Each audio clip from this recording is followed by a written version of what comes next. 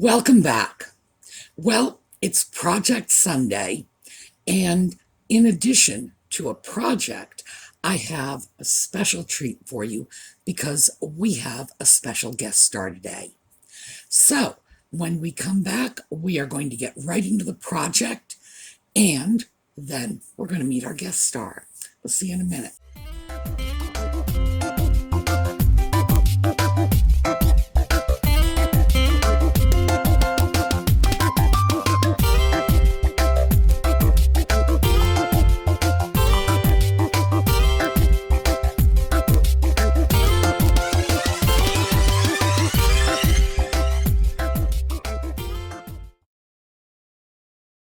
Okay, so here is our project. Remember our little Chinese scholar? And I said that shade was riding a little too high on the lamp socket.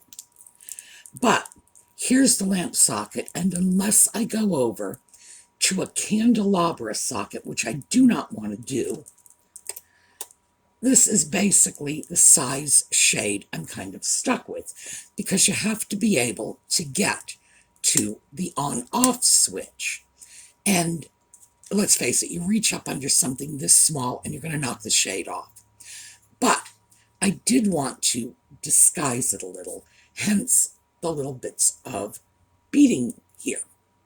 So we're going to do this the same way we did the rug cleaning and repair, because that seemed to be very comprehensible for most of you. So I'm going to show you the whole project, and then I'm going to talk about what I did and show you the project again, because then you will have seen it. So, it'll mean something to you. So let's start by taking a look at the slideshow that details the project.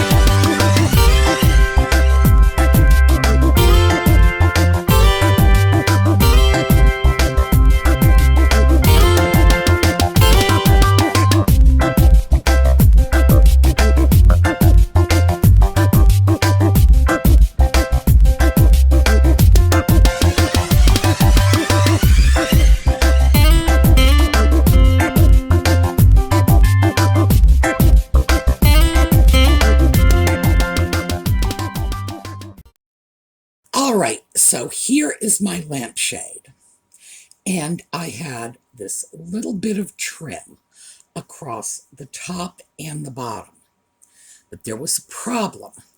I'll show you on the inside where it's easier to see. We have seams and it's seams on either side.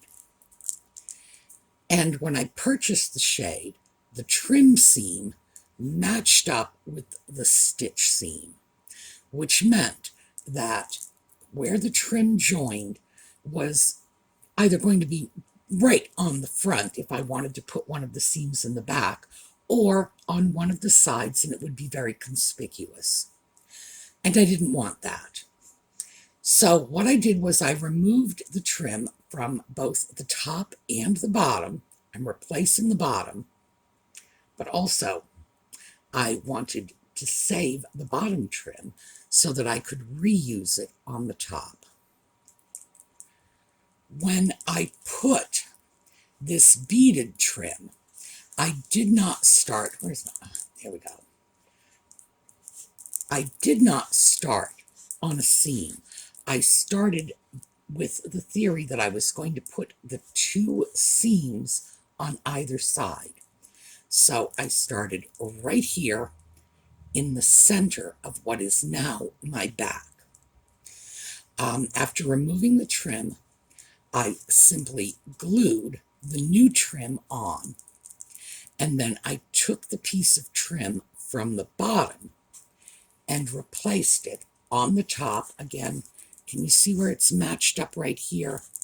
There it is, right here on the back. So that when I put the shade on the lamp, I can have my trim seams hidden away. I wasn't too worried about the side seams. Here's one. As you can see, they're not very conspicuous. I would have been a great deal happier if, there had been just one seam, but gee, life isn't perfect. So, it was an easy project. The whole thing took start to finish maybe 20 minutes. And the hardest part was picking off those little flyaway bits of hot glue. So, I already know some of you are saying, oh, Sue, why the glue? Well, like I say, I wasn't 100% thrilled with the beading. The beading has a very Asian look to it. It's got little gold, you can barely see it, but little gold designs on it that rather look like Chinese characters. But I would have preferred something a bit more delicate. Using hot glue means I can take this off just as quickly and easily as I took off the original trim. So if I find that I want to change it in time, I can do it. Meantime, let me get this, no, there we go, now we're standing up straight. Meantime, I think this is working out well. It does hide the socket for the lamp and still lets me get my fingers in there to turn it on and off. Yeah, more delicate beadwork would probably be better. One of these days I may find some trim I like, and if so, I will redo it. But in the meantime, this is, I keep tipping it to the side. This is what we've got. Our little Chinese scholar and his little lampshade. And I thought for a 20-minute project, it really came out okay.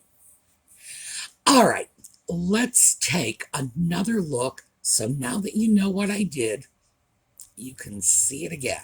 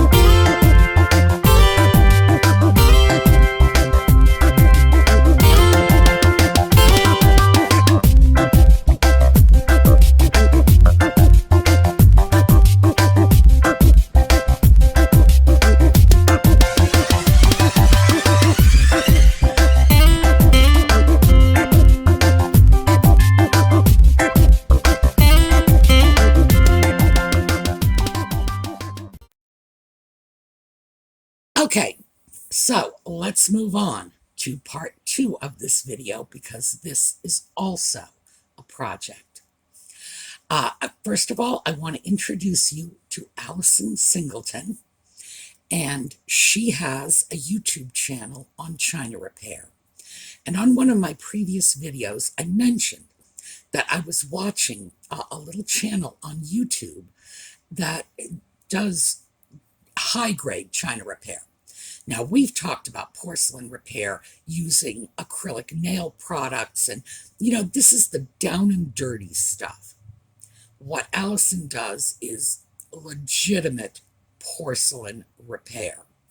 So, her work is the kind of thing you will see on museum pieces. My work is the kind of thing you will see on something, that picked up a nick in the kitchen.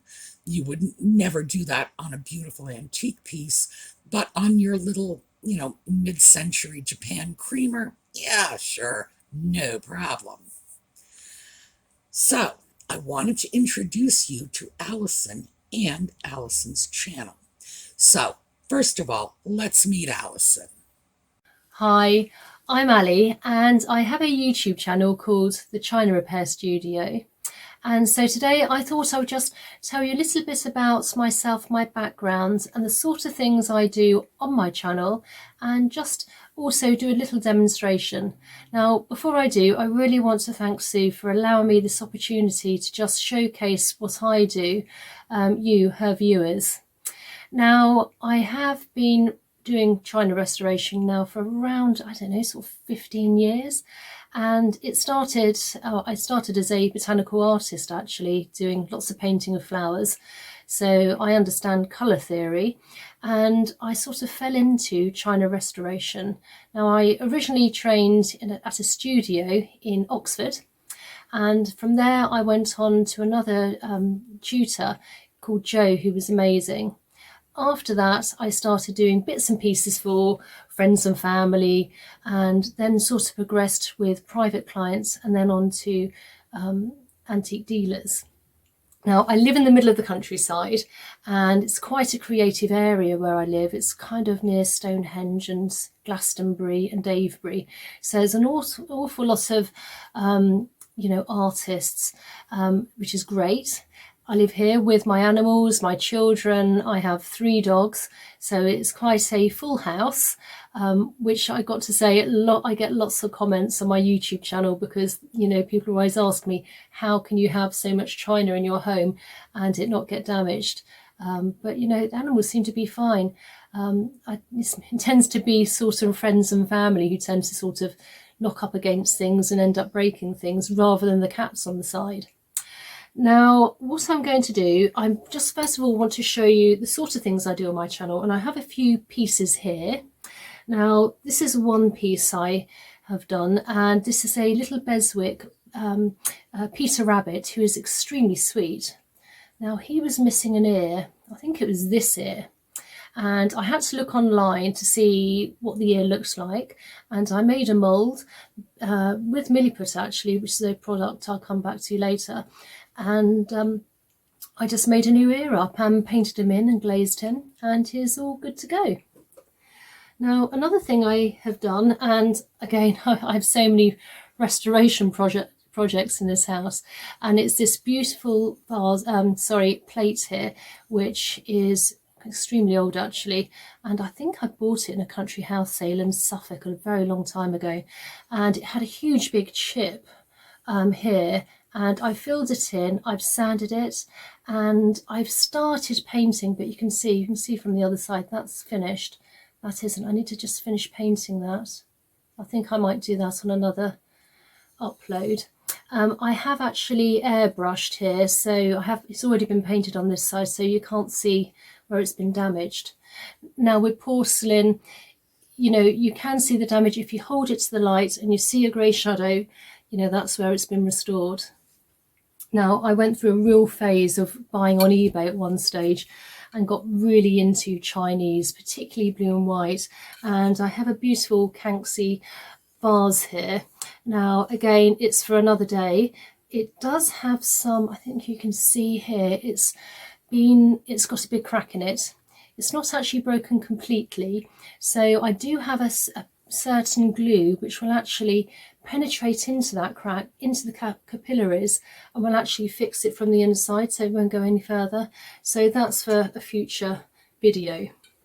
Now, of course, it's not always about the old and the antique. Or, you know, you may have something like a favourite plate or a cup which, you know, has been chipped and broken, and you just want to restore and just use it again. So that's where I come in. I can sort of show you what to do and the process. Now, I thought today I'll do a very quick demo, and so I have here, we call it in our house the pug mug. So this is my son's favourite mug, and it has been damaged. If you can see here, it's got a chip. It's quite difficult to tell because the light, can you see there? Just there. It also had a chip here as well, and I have actually fixed that. That needs to be sanded, but I thought I'd do it all at the same time, so I'm just going to fix that chip. Now, the product I tend to use is called Milliput. It comes in various colours and it's so easy to use, so that tends to be my go-to, but there are others on the market. Let's have a look. I've got some here. So I'll show you here. So what it does, it comes in two parts, and you mix one part of this, one part of that. It won't need very much. We'll combine it together and then we'll just put it on. Now, I also do, I think I did an upload of kintsugi a couple of weeks ago, which was quite fun. But I do everything from the initial wash to then gluing and then using, say, Milliputs, filling in cracks. And then I sand, paint, and sometimes I airbrush. But the kintsugi was rather fun using gold. Now, I've got a tiny bit of the white there, and I tend to roll it in a ball because then it's easier to tell the size to make sure they're roughly the same. And then I'm going to take a tiny bit, a little bit more. Right. You want to make sure that once you have taken it out that you do wrap it back up because it does dry. Right, now let's have a look. Now they're both roughly the same. So when you've got the two, you just want to combine them. Now, you know when it's combined because the one in the blue packet is slightly more of a yellow colour, so, and the other one on the white packet is white. So when you first start, it's almost like a marble effect. You can see that it's not completely combined. But once you've squished it in a bit and combined it in with your fingers, it starts to feel like blue tack, quite pliable. And also it's just all one colour. And then you just want to take just a cup of water. You only need a tiny bit of water just to wet it down afterwards. So where are we? It's not on that, we're on this. Right, so we've got the cup. So you can see here.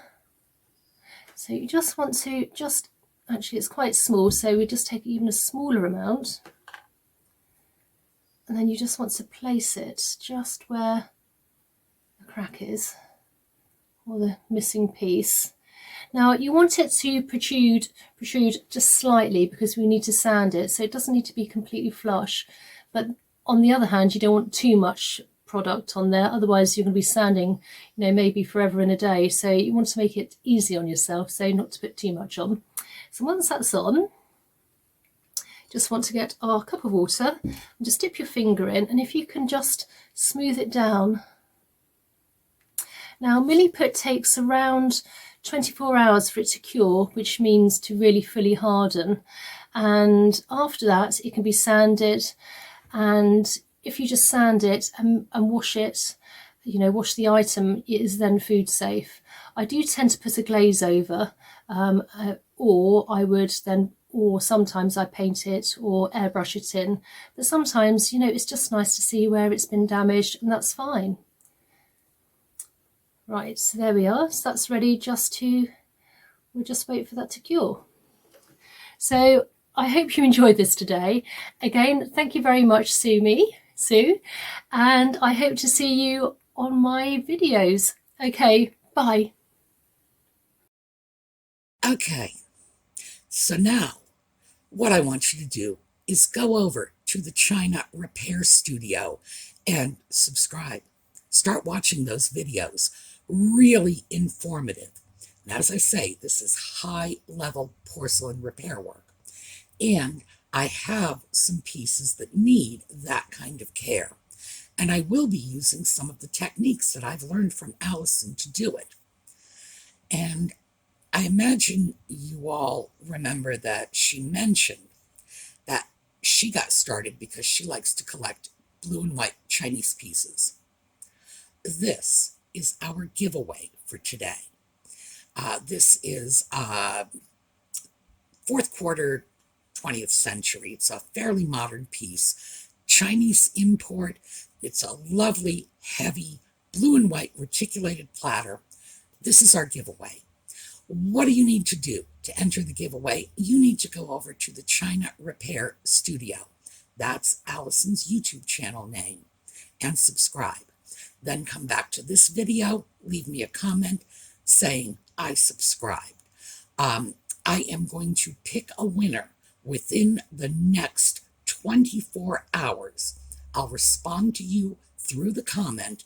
So either check back or turn on the notification bell so that you'll know when I respond, and I will ship out your platter. And let's see if we can't help Allison get some subscriptions. And here's why. When I last checked, she had 500 some odd subscribers. If she gets 1,000, she can monetize her videos. And right now, she is giving all of us serious China repair lessons, the kind of things that people pay thousands of dollars to go into technical schools or college courses to learn. She's giving it to us for free. If we can get her up to 1,000 subscribers, that's all, just 1,000.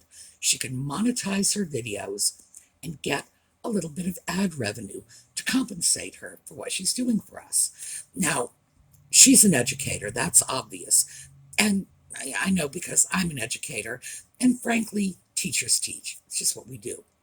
But wouldn't it be nice if she got a little compensation for it, because she's giving it all to us for free right now? Thank you, Allison. But let's see if we can't do something to sort of just bump that up a notch. So go on over, subscribe, come on back here, let me know you subscribed, and I will automatically enter you in the giveaway. Random selection. I will get back to you 24 hours. This is going to be a real quick giveaway. And please don't forget that we have giveaways going on with Sumi's Angels over on Facebook.